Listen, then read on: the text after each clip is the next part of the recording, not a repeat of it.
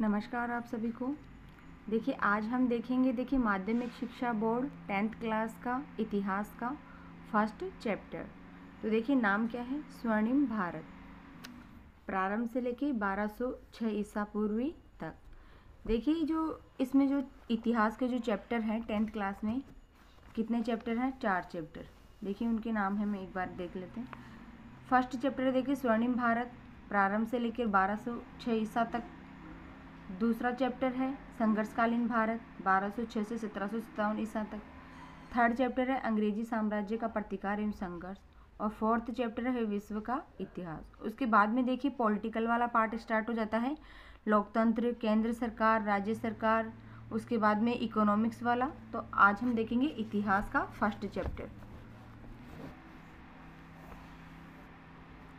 तो देखिए हम स्टार्ट करते हैं। भारत का इतिहास। भारत का इतिहास एवं संस्कृति अपने प्रारंभिक काल से ही क्या थी, गौरवशाली रही थी। उत्खनन और पुरातात्विक अवशेषों के आधार पर भारतीय संस्कृति का विश्वव्यापी स्वरूप दिखाई देता है। समुद्र पार प्रदेशों को द्वीपांतर कहा जाता था। शक्तिशाली जलयानों में यात्रा करके भारतीय ब्रह्मदेश, शाम, Indonesia, Malaysia, Australia, Borneo, Philippines, Japan व कोरिया तक जाते थे और वहाँ पर अपना सांस्कृतिक प्रभाव स्थापित किया करते थे। तो देखिए जो पहले जो है प्राचीन काल में हमारे जो भारतवासी थे वह व्यापार करने के लिए समुद्र को पार करके मतलब दूसरे देशों में जाते थे ना, तो उसको क्या बोलते थे, मतलब समुद्र को पार करते थे ना प्रदेशों को, तो उसको कहा जाता था द्वीपांतर। और जो अन्य देशों से जो व्यापार करते थे तो वो जो देश थे वो कौन कौन से थे, ब्रह्मदेश, शाम, Indonesia, Malaysia, Austria, Borneo, Philippines, Japan और कोरिया। इनसे जो है भारत के बहुत अच्छे संबंध थे।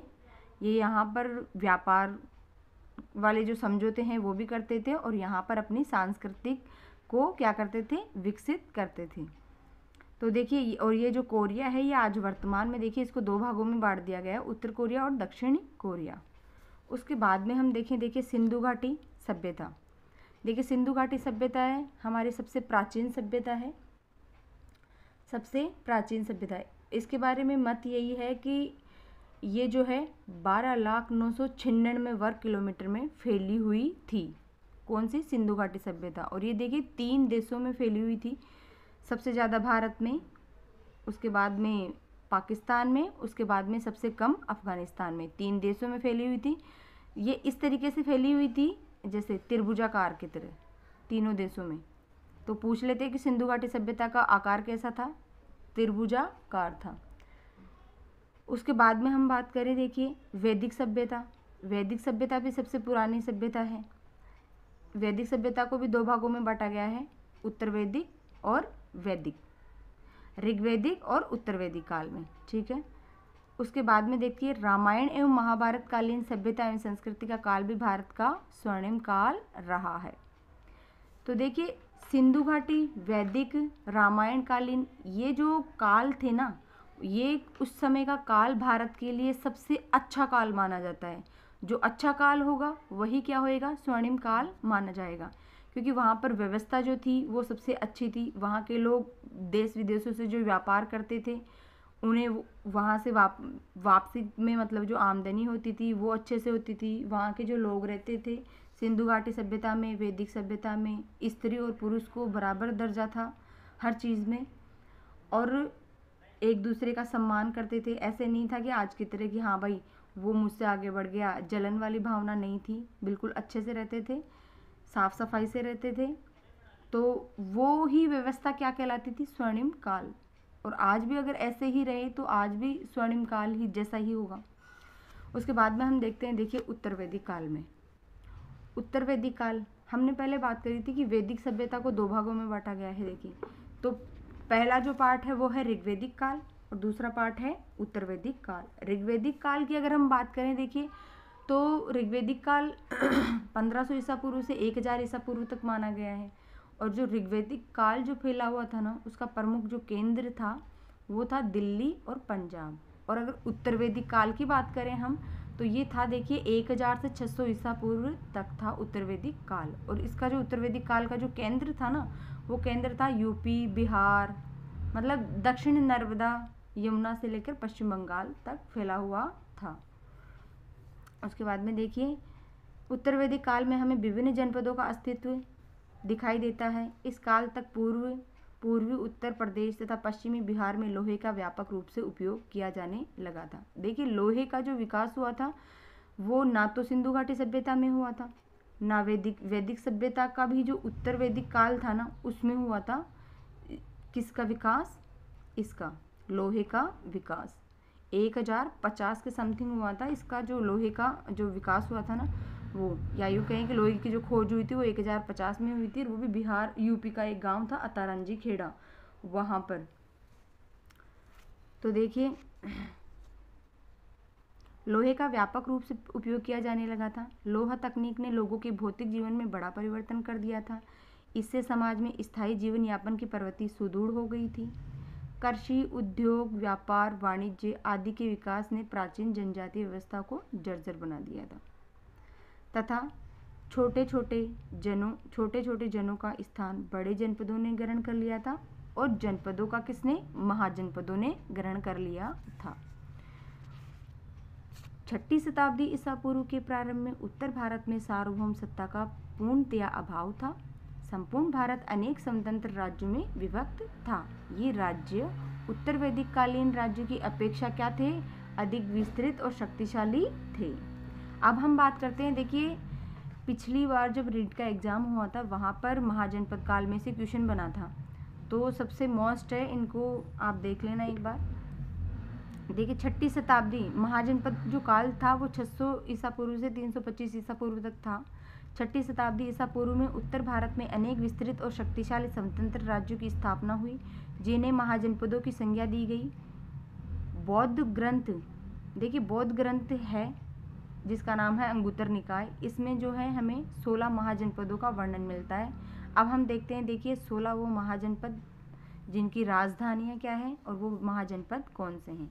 पहला महाजनपद है काशी, जिसकी राजधानी है वाराणसी। दूसरा महाजनपद है देखिए कुरु, जिसकी राजधानी है इंद्रप्रस्थ। तीसरा है अंग, जिसकी राजधानी है चंपा। चौथा है मगध, जिसकी राजधानी है राजगृह या गिरिव्रज। पांचवा है वज्जी, जिसकी राजधानी है विदेह और मिथिला।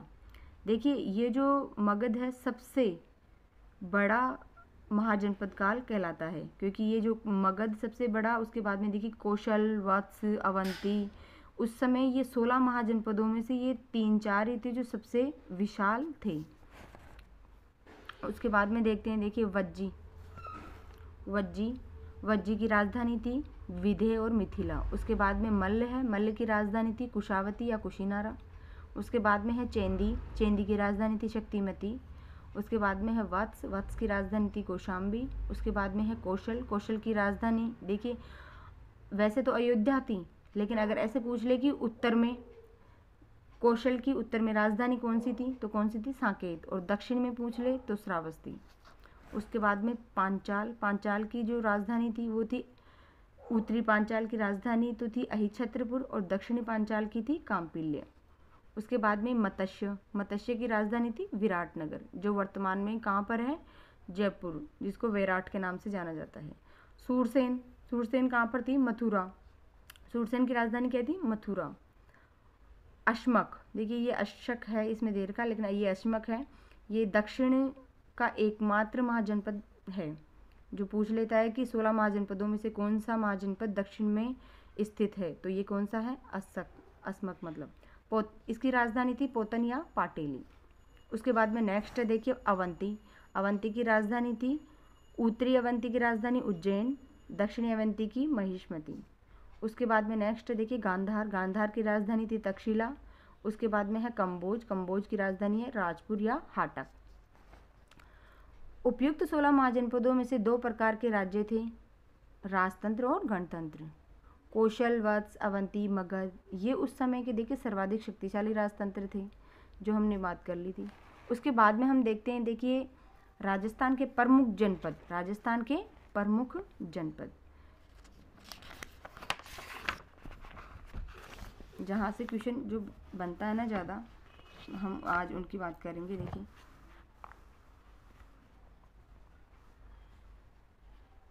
देखिए ये है जांगल। वर्तमान बीकानेर और जोधपुर के जिले महाभारत काल में क्या कहलाते थे? जांगल देश कहलाते थे। कहीं कहीं इसका नाम कुरु जांगला और माद्रेय जांगला भी मिलता है। इस जनपद की राजधानी अहिच्छत्रपुर थी, जिसे इस समय वर्तमान में क्या कहते हैं? नागौर। बीकानेर के राजा इसी जांगल देश के स्वामी होने के कारण स्वयं को जांगलधर बादशाह कहते थे। बीकानेर राज्य के प्राचीन में भी यह जांगलधर बादशाह भी लिखा मिलता है। सबसे मेन यही है कि जो जांगल जो प्रदेश था, इसकी राजधानी कौन सी थी? अहिच्छत्रपुर, वर्तमान में क्या कहलाती है? नागौर।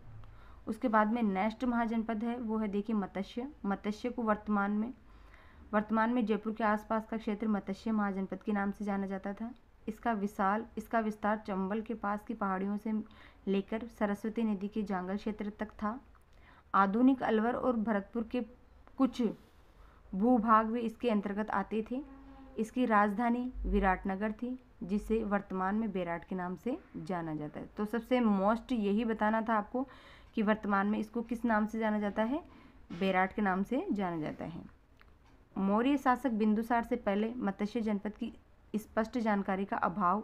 महाभारत में कहा गया है कि सहाज नामक एक राजा ने चेंदी तथा मत्स्य दोनों राज्यों पर शासन किया। मत्स्य प्रारंभ में चेंदी राज्य का और कालांतर में यह विशाल मगध साम्राज्य का अंग बन गया था। कौन सा? मत्स्य। उसके बाद में हम बात करते हैं देखिए सूरसेन। देखिए सूरसेन की अगर हम बात करें तो ये वर्तमान में देखिए करौली, धौलपुर, भरतपुर में है। अगर हम बात करें देखिए आधुनिक ब्रज क्षेत्र में यह महाजनपद स्थित था। इसकी राजधानी मथुरा थी। प्राचीन यूनानी लेखक इस राज्य को सूरसेनोई तथा राजधानी को मेथुरा कहते थे। महाभारत के अनुसार यहाँ यादव वंश का शासन था। भरतपुर, धौलपुर तथा करौली जिलों के अधिकांश भाग सूरसेन जनपद के अंतर्गत आते थे। ठीक है। उसके बाद में देखिए नेक्स्ट जो जनपद है वो है देखिए शिवी, जो वर्तमान में कहाँ पर है? चित्तौड़गढ़ में। देखिए शिवी जनपद की राजधानी शिवपुर थी तथा राजा सुशील ने उसे अन्य जातियों के साथ 10 राजाओं के युद्ध में पराजित किया था। प्राचीन शिवपुर की पहचान वर्तमान में पाकिस्तान के सोरकोट नामक स्थान से की जाती है। कालांतर में दक्षिण पंजाब की यह शिवी जाति राजस्थान के मेवाड़ क्षेत्र में निवास करने लगी। चित्तौड़गढ़, यह आ गया ना चित्तौड़गढ़ के पास स्थित नगरी इस जनपद की राजधानी थी। ठीक है। उसके बाद में देखते हैं, देखिए सेकंड पॉइंट आएगा अपना यहाँ पर। ये देखिए यहाँ पर ये कुछ नहीं है, थोड़ा सा देख लेते हैं, पढ़ लेते हैं कि इसमें मोस्ट और क्या दे रखा है। गणतंत्रात्मक शासन प्रणाली के बावजूद इन जनपदों की राजसत्ता कुलीन परिवारों के हाथों में थी। इन परिवारों के प्रतिनिधि ही संथागार सभा के प्रमुखों के रूप में शासन की व्यवस्था करते थे। संथागार के सदस्य निर्धारित विषयों पर अपने विचार व्यक्त करते थे। इसे अनुर्विरोध कहा जाता था। जो विषय विवादग्रस्त होते थे उन पर मतदान कराया जाता था। मतलब पहले के ज़माने में जो भी किसी भी बात पर अगर मुद्दा होता था ना, तो उस मुद्दे पर परिवार के सभी लोग बैठ कर के बात करते थे। जो भी बड़े होते थे वो अपने विचार व्यक्त करते थे। उन सब बातों पर मुद्दा मत करवाए जाते थे कि किसकी बात पर लोग सहमत हैं, किसकी बात से सहमत नहीं हैं। तो जो गुटबाजी होती थी वो गुटबाजी से ही देखिए वहाँ पर जो होते थे ना न्याय, तो वो उसी आधार पर होते थे। उसके बाद में हम देखते हैं देखिए मौर्य वंश। देखिए मौर्य वंश की अगर हम बात करें तो देखिए मौर्य वंश जो था 322 ईसा पूर्व से 185 ईसा पूर्व तक इसका काल जो है वो रहा। मौर्य वंश का जो संस्थापक माना जाता है वो किसको माना जाता है? चंद्रगुप्त मौर्य को माना जाता है। जो मौर्य वंश का जो संस्थापक माना जाता है वो किसको माना जाता है? चंद्रगुप्त मौर्य को, क्योंकि चंद्रगुप्त मौर्य ने देखिए घनानंद जो था उसका विनाश करके मौर्य वंश की नींव डाली थी। उसके बाद में चंद्रगुप्त मौर्य के बाद में उसका पुत्र आया बिंदुसार के बाद में उसका पुत्र आया अशोक। तो इन सब के इन्होंने क्या क्या करा, इनका काल कब से लेकर कब तक था, तो वो हम सब जानेंगे मौर्य वंश में। तो देखिए शुरू से 16 महाजनपदों में से एक मगध का एक साम्राज्य के रूप में आविर्भाव हुआ। हर्यक वंश के समय हुआ और कालांतर में मगध ने प्राय समस्त उत्तर भारत पर अपना आधिपत्य स्थापित कर लिया। मौर्य वंश की स्थापना, ये देखिए, मौर्य वंश की स्थापना ईसा पूर्व 326 के लगभग मगध के राज सिंहासन पर नंद वंश का एक विलासी राजा घनानंद था। इस समय पश्चिमोत्तर भारत सिकंदर से आक्रांत था। मतलब पश्चिम में जो सिकंदर था वो इससे क्या था, गुस्सा था। प्रजा अपने राज्य के अत्याचारों से भी पीड़ित थी। वहाँ की जो प्रजा थी वो जो घनानंद जो वहाँ पर अत्याचार कर रहा था उससे पीड़ित थी। तो वहाँ की प्रजा भी यही चाहती थी कि कोई भी आए और इस घनानंद का विनाश कर दे। असहाय कर भार के कारण राज्य के लोग उससे असंतुष्ट थे, क्योंकि जो घनानंद था वहाँ के लोगों के पर देखिए बहुत ज़्यादा अत्याचार करता था।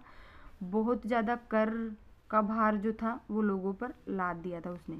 इस परिस्थिति में मगध को एक ऐसे व्यक्ति की आवश्यकता थी जो विदेशी आक्रमणों से उत्पन्न संकट को दूर करे और उसे एक सूत्र में बांध करके चक्रवर्ती सम्राट के आदर्श को चरितार्थ करे। शीघ्र ही भारत के राजनीतिक नवमंडल पर कौटिल्य का शिष्य चंद्रगुप्त प्रकट हुआ तथा नवीन राजवंश मौर्य वंश की स्थापना करी। देखिए कौटिल्य था, कौटिल्य के और घनानंद के बीच में एक बार कुछ बात पर इसने घनानंद ने भरी सभा में कौटिल्य का अपमान कर दिया था। तो कौटिल्य ने उसी समय पे इसको कहा था कि जब तक मैं इस अपमान का बदला नहीं लूँगा ना तब तक मैं अपने केशों को बांधूंगा नहीं। तो कौटिल्य ने देखिए इस घनानंद को हराने के लिए और अपने अपमान का बदला लेने के लिए, कहते हैं कि इन्होंने जो है चंद्रगुप्त मौर्य को इतना निपुण हर चीज़ में कर दिया था कि चंद्रगुप्त मौर्य को इसके विरुद्ध खड़ा करा था इन्होंने, कौटिल्य ने, और युद्ध करा था और इसका विनाश करवा दिया था। उसके बाद में चंद्रगुप्त मौर्य ने मौर्य वंश की स्थापना नींव डाली थी। उसके बाद में देखते हैं, देखिए चंद्रगुप्त मौर्य का जो काल था वो 322 से 298 ईसा पूर्व था। अपने गुरु चाणक्य की सहायता से अंतिम नंद शासक घनानंद को पराजित कर 25 वर्ष की आयु में चंद्रगुप्त मौर्य मगध के राज सिंहासन पर आरूढ़ हुए, अर्थात बैठे। चंद्रगुप्त मौर्य ने व्यापक विजय अभियान करके प्रथम अखिल भारतीय साम्राज्य को सौंपा। 305 ईसा पूर्व उसने तत्कालीन यूनानी शासक सेल्यूकस निकेटर को पराजित करा।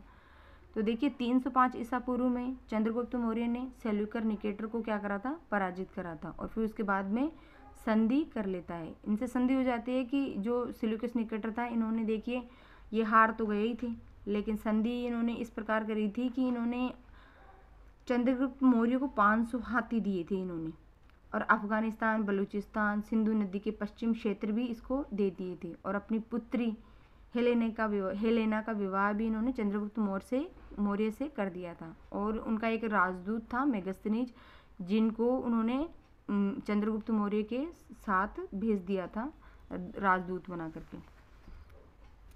तो देखिए ये दे रखा भी है यहाँ पर कि सेल्यूकस ने अपनी पुत्री का विवाह चंद्रगुप्त से कर दिया था। मेगस्थनीज को अपने राजदूत के रूप में उसके दरबार में भेजा था। चंद्रगुप्त के विशाल साम्राज्य में काबुल, हेरात, मतलब ये जो थे प्रांत वहाँ के, ये किसके अंडर में आते थे, ये चंद्रगुप्त मौर्य के अंडर में आते थे। देखिए चंद्रगुप्त मौर्य ने दक्षिण भारत पर भी आक्रमण किया और अपने लास्ट दिनों में वृद्धावस्था के समय ये जो है उसने भद्रबाहु से जैन धर्म की दीक्षा ली और उसने 298 ईसा पूर्व श्रवणबेलगोला में उपवास करके अपना शरीर त्याग दिया। देखिए लास्ट के दिनों में उन्होंने जैन धर्म अपना लिया था और ये है ये लास्ट के दिनों में श्रवणबेलगोला वहाँ पर चले जाते हैं और वहाँ पर इन्होंने जो है उपवास करके अपने शरीर को त्याग दिया था। उसके बाद में देखिए जो आते हैं शासक, वो आते हैं बिंदुसार, जो इनका पुत्र है। इनका काल रहता है 298 ईसा पूर्व से 272 ईसा पूर्व तक।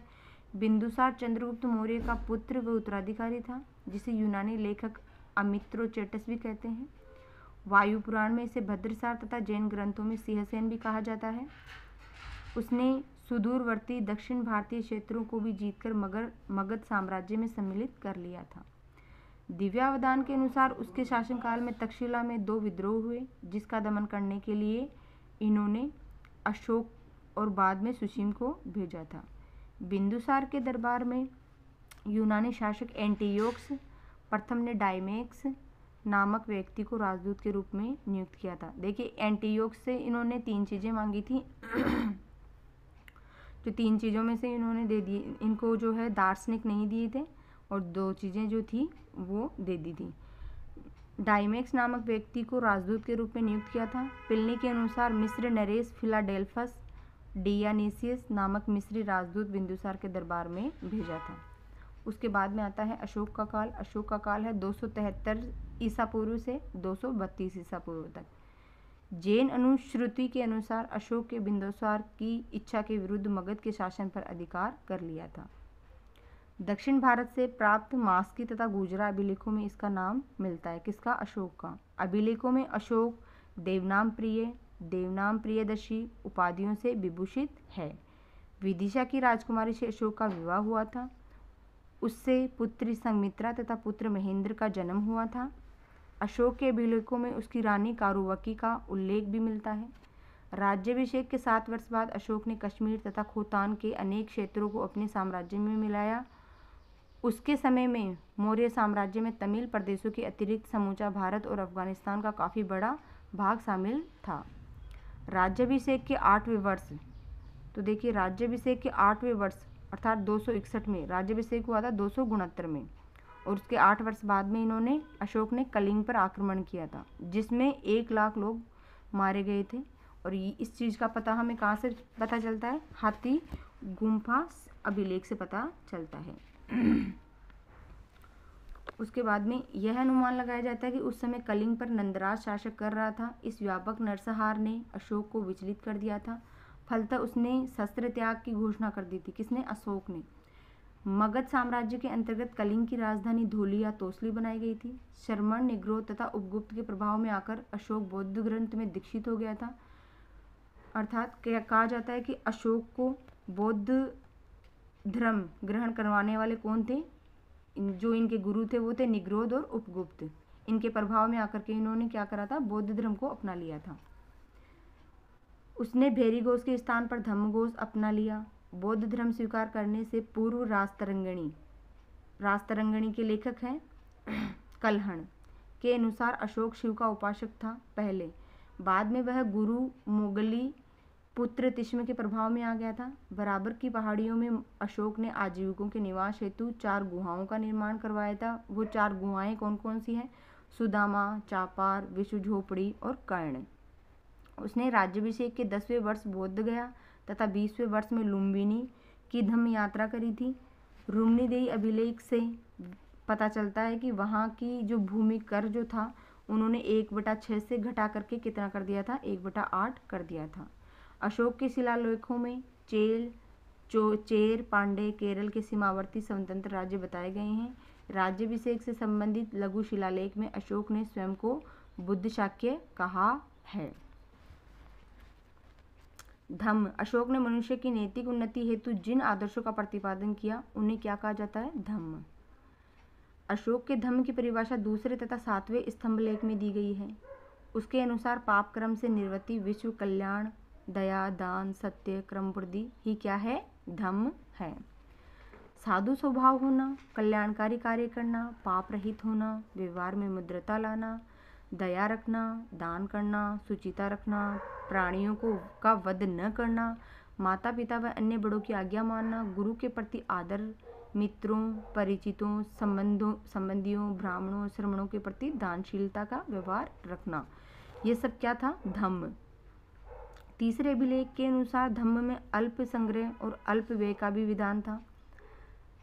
भाब्रू शिलालेख के अनुसार अशोक ने बुद्ध के 3 रत्नों की बात करी है। बुद्ध धम्म संघ के प्रति अपनी आस्था भी प्रकट करी है।